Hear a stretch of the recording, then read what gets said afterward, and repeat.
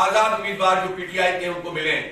और मैं इतना जर्फ रखता हूं कि मैं इस बात का ऐलान करता हूं कि पीटीआई वहां पर उसका हिमायत याफ्ता आजाद कैंडिडेट जीता है और मैं इस सीट को अवेल नहीं करूंगा।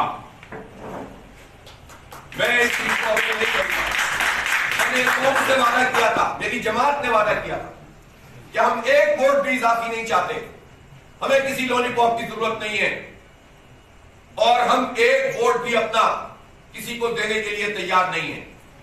हमें वो लोगों ने वोट डाले हैं, लोगों ने हमारे आईडीए को लिया है। आजाद उम्मीदवार जो पीटीआई के उनको मिले। और मैं इतना जर्फ रखता हूं कि मैं इस बात का ऐलान करता हूं कि पीटीआई वहां पर उसका हिमायत याफ्ता आजाद कैंडिडेट जीता है और मैं इस सीट को अवेल नहीं करूंगा।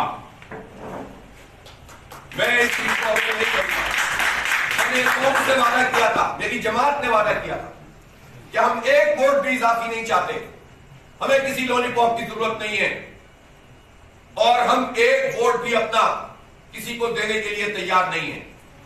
हमें वो लोगों ने वोट डाले हैं, लोगों ने हमारे आईडीए को लिया है।